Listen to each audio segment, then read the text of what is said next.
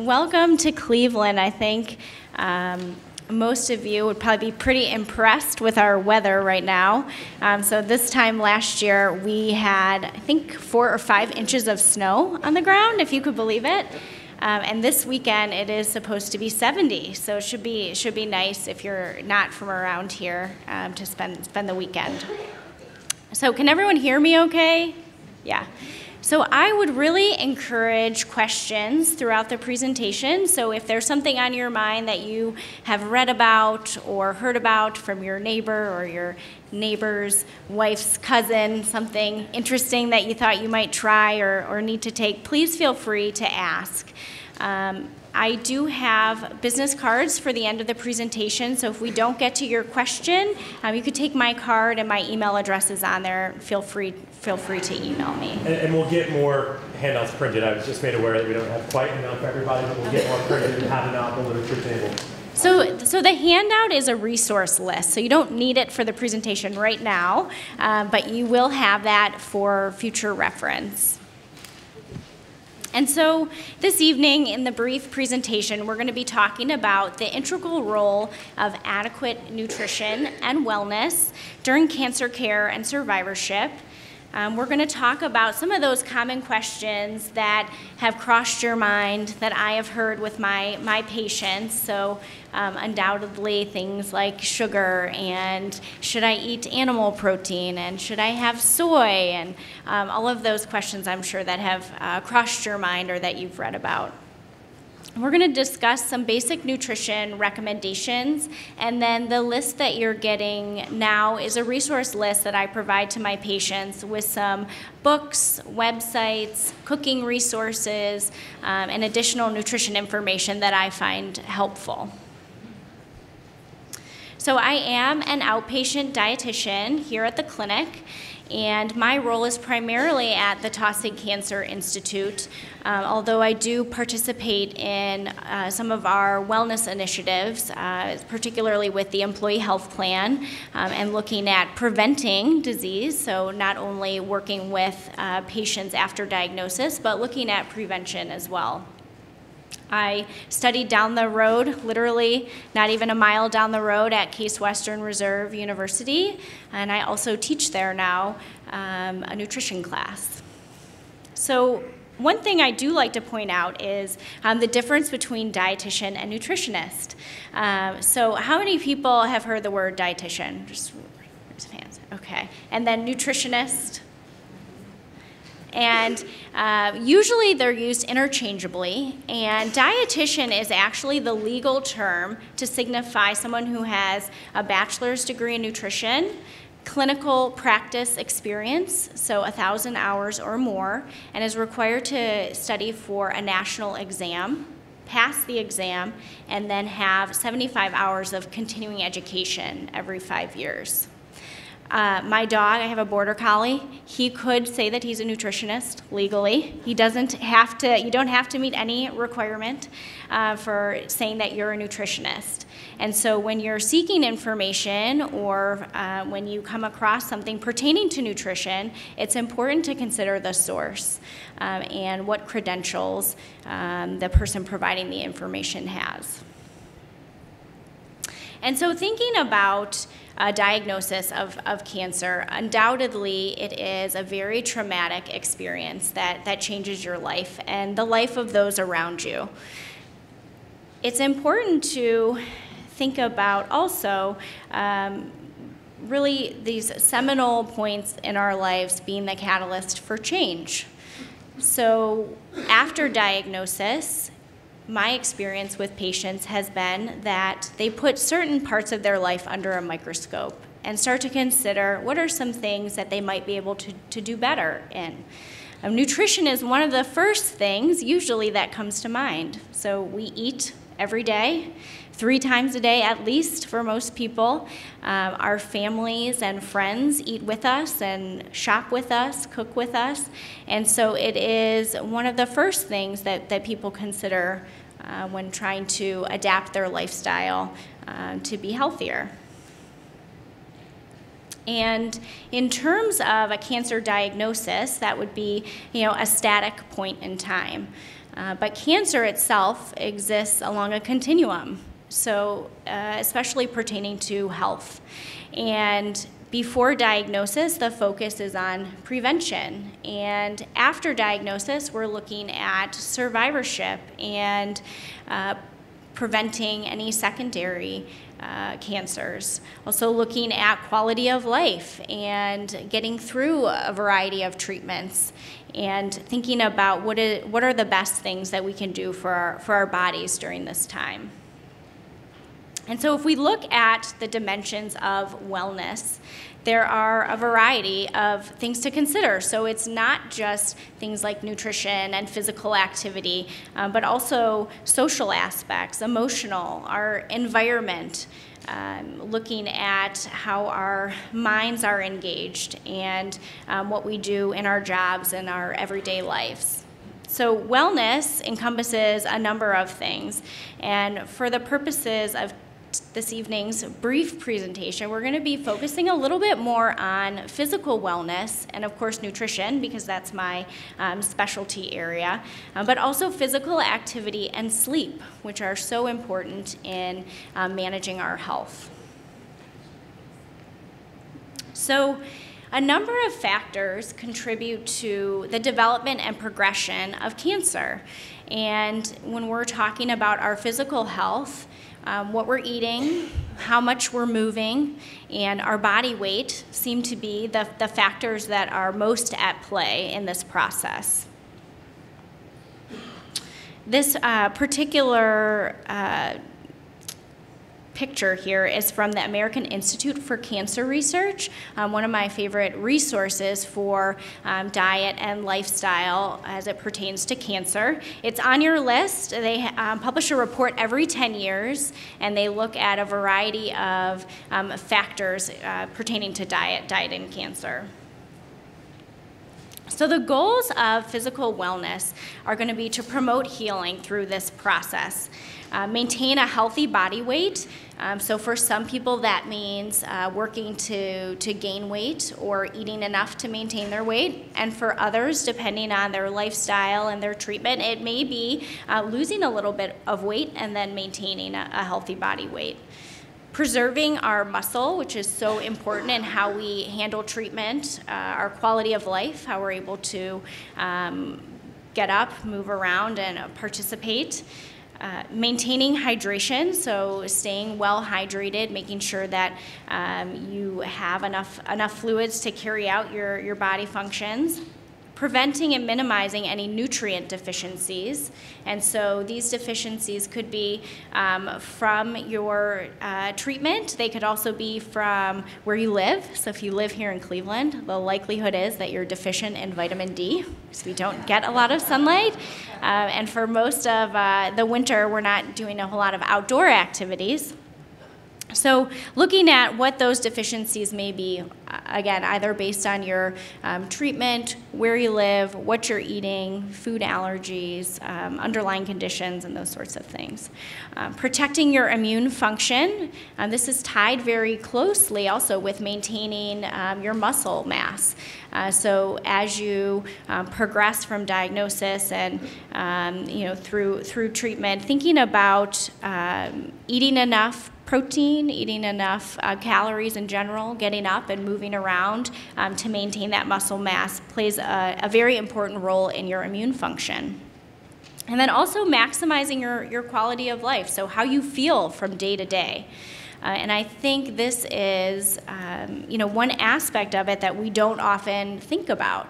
We may be focused on years of survival, or how well our treatment is going to work, or how well the whole package is going to be. But it is important to think also about day to day, how you feel, how much you're able to get up and move around and do the things that you enjoy doing.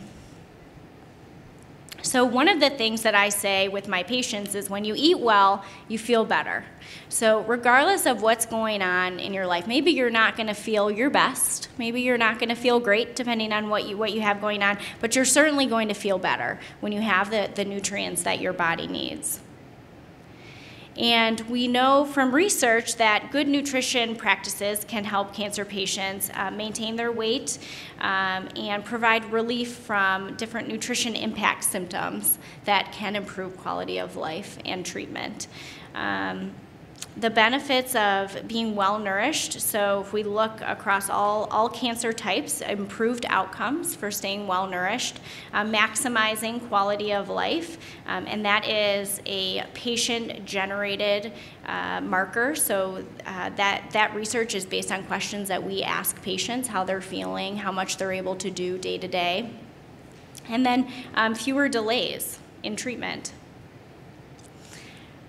Protein calorie malnutrition, or malnutrition as we often refer to, is the most common secondary diagnosis in individuals with cancer, and that's across all types of cancer. So there's a variety of metabolic changes that happen. There are some psychological changes that may affect appetite, treatment, medications, and all of these things can contribute to an inability to eat as much or eat enough of the right foods to keep us well nourished. And so it can increase infection, treatment toxicity, illness, and other treatment delays. And so malnutrition, typically we might think of someone who is kind of wasting away, but really malnutrition affects people across all weights and BMIs. So it could be an imbalance of nutrients, not just a deficiency of nutrients. And so people who are overweight or obese would actually be more likely to lose muscle mass after a diagnosis than someone who is of healthy weight. And I think that would be surprising to most people, so we think, maybe you have a little bit of weight that would be protective, but research shows that it actually puts you at higher risk for losing muscle mass.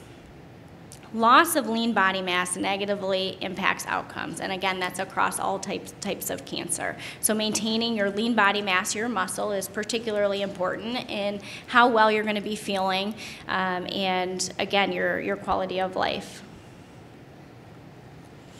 So we do see a little bit of an increase in calories, protein, fluid, and certain vitamins and minerals. And that varies based on cancer type, treatment type, and different medications that are associated with different types of cancers. And in thinking about what would be the ideal diet and what you are likely to do or what your goals should be, it's important to consider all of the factors that you have going on. So not only your disease and the treatment or surgical plans, but also how you're feeling, your capacity for self-care, the social support that you have, what other underlying conditions you may have had prior to your diagnosis. So thinking about all of those things and considering then what is the ideal diet, and we'll talk a little bit about that, but also what is realistic for you. So if you are a French fries and hamburger kind of person, it's probably not realistic that you're going to be eating kale for breakfast the next day. So thinking about where you are now, what is the ideal, and how can you take some small steps in that direction? So in terms of the ideal diet, we have this group, American Institute for Cancer Research, that collects all of the data out there on cancer and nutrition. And so that could be a small study that looks at people who eat only plant foods in rural China, and it could be a study of breast cancer patients who are following a low-fat diet. It is all credible scientific research that has to do with cancer nutrition. They pool the data and they publish reports every 10 years, and then every year they actually update the report. And so based on their research, their recommendations are that we should be eating a mostly plant-based diet. Who's heard the words plant-based diet before? So that means most of what you're eating would come from plant origin. That could be fruits, vegetables, nuts, seeds, beans. And so the protective benefit, so that would be for cancer prevention, but also for people diagnosed with cancer, would be starting at 2/3 of the diet or more plant foods. So that would encompass, people who are vegan as well. Limiting red meat. Generally, the recommendation is 2 servings or less per week. And usually I push people towards the less end of that equation, and avoiding processed meats altogether. So processed meats is a category of foods that no matter where you work here in the clinic, if you're in cardiology, if you're in oncology, if you're in the urologic institute, we all agree this is not something good for you to be eating. So typically high in saturated fat, sodium, and preservatives. So that's one of the things that definitely I would recommend avoiding. Limited alcohol consumption. So if we're looking at cancer by itself, generally the research shows that it would not be beneficial to drink alcohol. But if we consider health as a whole, so considering your cardiovascular health as well, there does seem to be a protective benefit to moderate alcohol consumption. That's why I have my star there. So if you don't drink, I don't encourage you to start drinking. But if you do, moderate consumption is recommended. So I'll be coming around dinner later, making sure that everyone is sticking to that recommendation. Nutrient needs met through the diet alone. And this is something that I touch on with patients almost every day. Should I be using supplements? Should I be taking shark cartilage? Should I be using saw palmetto?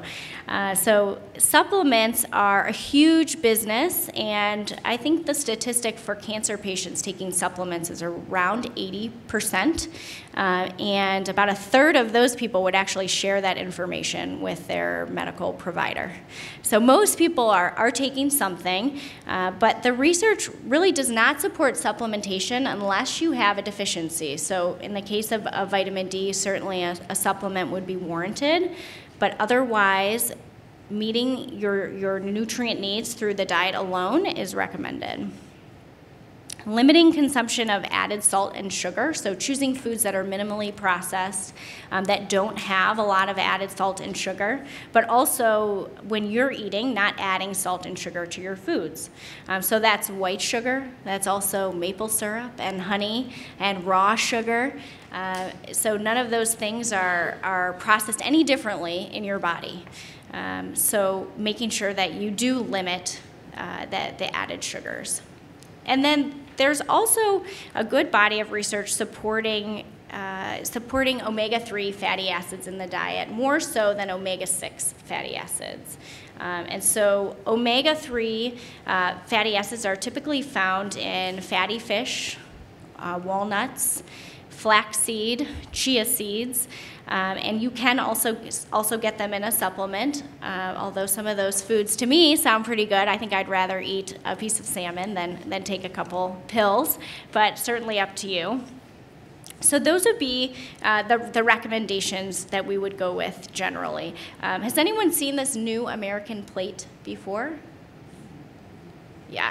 So on their website, they actually have a challenge. So if you wanted to follow this plan and choose some of the healthiest fruits and vegetables, which we'll talk about, if you wanted to choose some of them, they have a challenge on their website that you can follow week by week to make small changes to reach this goal.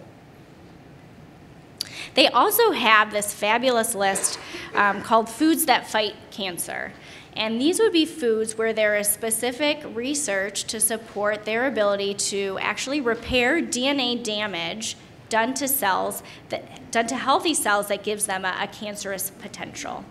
And so on their website, you can click on any of these foods. It'll tell you a little bit about the phytochemical component that makes it so beneficial, how to use it, some of the studies, where you might find it, how to pick it out at the grocery store. It's a really wonderful resource and probably the #1 thing that patients like when I'm talking to them, picking out specific foods for them to include. And so depending on how you're feeling, what your goals are, I would encourage you to include some of these foods. Again, you may not have a kale salad every day, but you could have soups or stews or smoothies that include some of these ingredients and will give you the benefit of those cancer-fighting phytochemicals. So moving on to some of the common questions that I get. Probably the number one question is, does sugar feed cancer? Who has read something about this somewhere? Yeah. Does sugar feed cancer? So it is a question that I get probably every single day. And so what I recommend is certainly not adding sugar to your foods, choosing foods that don't have any added sugar, and really trying to educate yourself on types of sugar in foods that wouldn't be called sugar. So what are the other names that you could look for in foods? But in general, sugar doesn't have any nutrient value. It's just a calorie, provides no vitamins or minerals. When eaten by itself or in a food that just has sugar, like soda, for example, it promotes a spike in your blood sugar, which is also associated with inflammation, which is not good for you. It's not good for cancer cells, not good for your cardiovascular system. And so in general, I recommend limiting sugar as much as possible. You don't have to avoid it like the plague. You don't have to not eat carbohydrates. But where you can avoid it, it would be prudent to do so. I also recommend that when you're eating carbohydrates, that you pair them with fats and protein so that you can really limit the spike in your blood sugar that would promote that inflammation. So mixing a little bit of protein with some nice nutritious fats like the omega-3s that I was mentioning to have a steady, even-keeled blood sugar rather than a spike and a fall. And so again, that's going to really reduce chronic inflammation, but also help you feel like you have a nice steady stream of energy. So rather than that spike and crash, sometimes called a sugar high, you have a nice even-keeled energy. Other questions I get asked, animal protein. Should I be eating animal protein? Should I be a vegetarian? Should I be a vegan?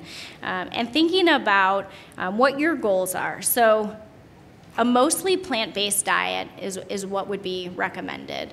A vegan diet is certainly healthy. I'm not sure it's realistic for everyone, but if you can move in the direction of limiting the amount of animal protein that you take in, it would be beneficial for your health. The benefit starts at about 2/3 or more of your diet being plant foods. And the rest, so that would be chicken, fish, eggs, milk, cheese, 1/3 or less. And I encourage my patients to be very choosy about the types of animal protein that they're taking in. So considering if you were to have a chicken in your backyard, how would you raise it so that you would want to eat the eggs that it's producing? Would you put fertilizer on your grass and then let the chicken walk around and eat the grass? Probably not. If you had a cow in your backyard, would you keep it locked up in the garage? Probably not. You probably let it walk around. And so thinking about how animals are raised that you're going to be consuming. Animals that are grass-fed or grazing, or in terms of fish, wild fish, they produce meat and fat that is more nutritious, so it has a better nutrient profile. And so if you can do it, I would encourage you to really look for organic meats, dairy, and eggs, and looking for qualifiers on the packaging that would indicate that the animal is being raised, again, like you would raise it in your backyard. Same thing with organic foods. For this, I typically defer to the Environmental Work Group's list of Dirty Dozen. So it would be the produce items where you would ingest the greatest amount of pesticide. It's published every year. It's based on growing trends and what's going on in the agricultural world. And they also have a Clean 15 list, which would be the produce items where you would ingest the least amount of pesticides. It's public information. Again, that's an environmental work group. And so when you are looking for produce on that Dirty Dozen list, those would be items I would look for organic to get the minimal pesticide exposure. And then other questions that I get, soy, typically more with hormone-sensitive cancers, and then pH. So following an alkaline diet or drinking alkaline water. And really the research behind adhering to a more alkaline diet is not strong. And so there's a lot of anecdotal information out there. There are practitioners who will come to your house and help you design the alkaline grocery list for you, but at the end of the day, there is not research to support that practice. And so to me, it seems as though it's a lot of stress and anxiety over something that really isn't supported by science. So again, if that answered some of your questions, I hope that it did. But if it didn't, I will be down here with my cards, and you can ask me those questions now or send me in an email. So the last thing I want to say, I actually have a couple more slides here, but food is not just food, so it's social. It is not just the patient usually. I'm probably one of the only dietitians who always has 2 or 3 people in my appointments. So it's the patient, it's their significant other, maybe some of their kids or family, but usually there are more people involved. And it's, I have cancer, but what should we be eating? So everyone wants to know.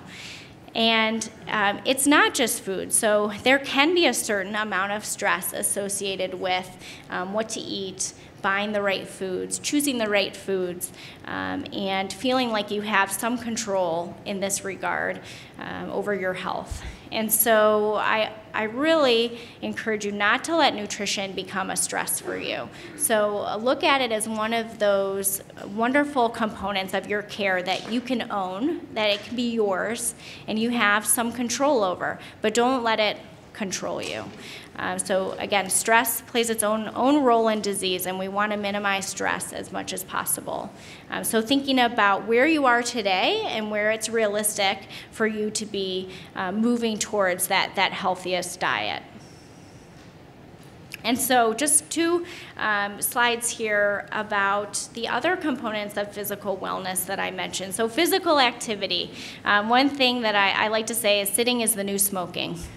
We do a lot of sitting, and there's no amount of protein that's going to help you maintain your muscle mass if you're not getting up and moving around. And so often I hear, people are tired and they don't feel their best, or maybe there's some depression or some emotional issues coping with illness or treatment, and it causes people to shut down or not move around as much. But really, moving around and getting up, any amount of physical activity. You don't have to run a marathon. You don't have to lift weights. Literally, standing more than you're sitting provides a tremendous benefit to your health. So again, it's going to assist with the maintenance of that lean body mass, that muscle. If you get your heart rate going, you can produce endorphins or those happy hormones that make you feel good. And again, it's going to improve outcomes. So there's a nice body of research that shows if you exercise, looking at about 30 minutes every day, most days of the week, you can lengthen your life. You can improve your cardiovascular risk factors for health, and again, you're producing those happy hormones, so you're probably going to feel pretty good while you're doing it. So 30 minutes most days of the week is the goal that I try to shoot for or help people shoot for, and then at a very minimum, standing more than you're sitting. So when you're awake, considering activities that you might be able to do standing, folding the laundry, or if you like to watch the news, do it standing and find a way to make that work for you. Exercise if you can, even starting with walking, and if you need to break it down into 3 10-minute segments, it's certainly better than not doing anything at all. And then sleep. I just love this picture. I just think that baby is enjoying his sleep right now. Sleep is so important in how you're feeling and maintaining a healthy body weight. So one of the things I mentioned in the beginning is that the healthy body weight is so important in cancer cell development and progression. And when you get enough sleep, you produce the hormones that tell you you're hungry and tell you when you're full. They help you to get up, move around, feel like doing physical activity, but also aid in optimal immune function. So when you sleep, your body is actually healing itself and repairing for the next day. It's preparing for the next day's work. And so sleep is such an integral part to wellness, for you feeling your best and getting up and being able to make those good decisions about eating and physical activity. For adults, we need 7 to 8 hours of uninterrupted sleep and 20-minute naps if you can do it. I wish the clinic would let us do that here, but to date, I have not gotten that through. So 20-minute nap, if you can do it, in the afternoon. So I think the research is between like 1 and 3. A 20-minute nap can be beneficial for your day.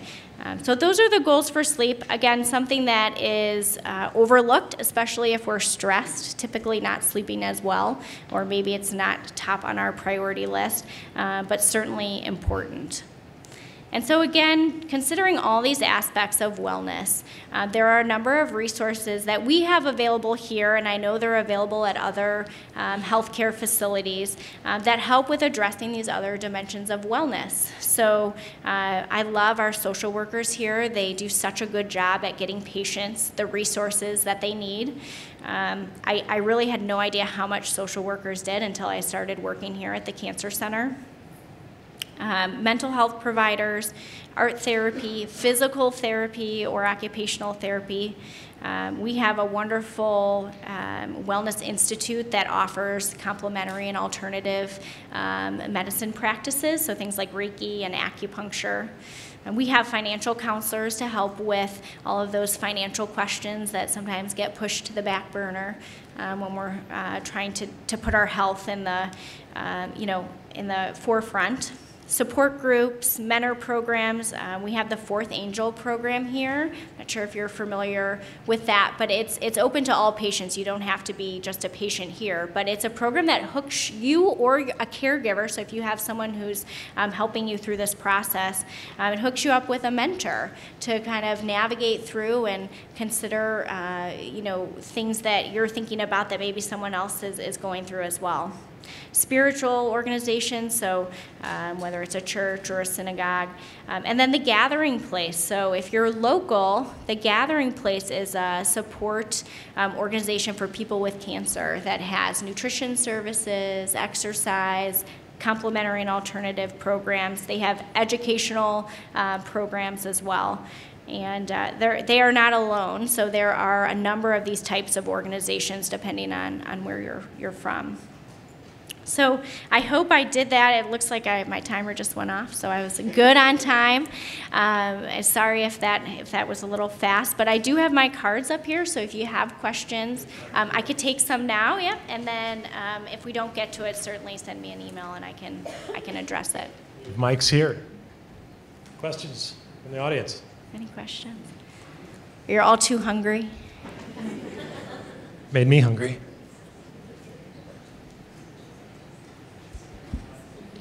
Yeah, thanks. Look, I'm really not from here, but question for you.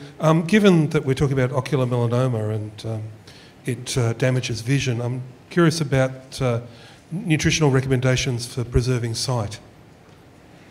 Okay, yeah, so that's a good question. So the main nutrient in preserving sight, any guesses? What's that? Vitamin A. So yeah, so vitamin A is the main nutrient involved with sight, and it actually helps your eye cells with the ability to transition from light to dark, and then it also helps with keeping your eyes moist, and that is an important factor in preventing infection. So if your eyes are dry, you're more susceptible to infection.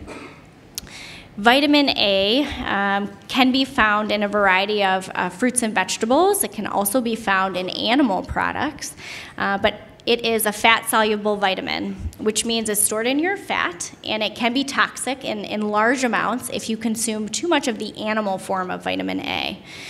So interestingly, if you consume only the plant forms, which would be like in carrots and sweet potatoes, peppers, strawberries, most of the orange and reds have some vitamin A. It is preformed vitamin A, and so your body actually converts it as you need it. Now, to my knowledge, your needs for vitamin A don't go up simply because you have an eye condition. Your needs stay the same. But thinking about all those wonderful plant foods that I mentioned, that would be the best way to get your vitamin A without worrying about toxicity. And then again, you store it and your body can convert it as you need it. The only other nutrient I am aware of that functions specifically in eye health is lutein, and you can find that in plants and animals as well, but most people aren't deficient in it. It's not something necessarily that you need to be worried about getting enough of. There are some multivitamins out there that have a combination of nutrients specifically formulated for eye health. Most of those, besides the vitamin A, are going to be sort of sideline players in eye health, and you probably don't need more than you're getting from food. So to my knowledge, there's not a whole lot of research that taking those vitamins would be particularly important if you're eating a varied diet. Sorry, long-winded answer. Yes. Hi. Hi. Dumb question, but they say questions aren't dumb necessarily. In the last few years, I bought a lot of potato chips. I guess that's a dumb thing to do. Is there a good thing I can replace it with? You've been avoiding them? I've been buying them like crazy. Oh. Consuming a lot of potato chips over the last few years. So a salty snack, perhaps, that would replace potato chips? Is that what you're asking? I'm sorry. So one of the things that I typically recommend as a good salty snack is popcorn. I don't know if that's appealing to you, but it is a whole grain. It's high in fiber, and you can make it with minimal fat. Was that what you were asking? Yeah, of course. Of course, because I feel guilty, you know. No. Hey, someone else is probably thinking about it too. Now, if you wanted to get a potato chip that was maybe better than another, there are some chips that are made with the more nutritious fats. So probably the first step would be looking for one that's made with canola oil, as that does have a pretty attractive fat profile, for lack of a better word. And so in that case, I would say portion would probably be the most important part of that equation. Sneak in another quick question. Yeah. I'm in northern latitudes, northern Canada, very little sunlight, capsules for vitamin D. Is that okay? Or there's no other way to get it, I guess?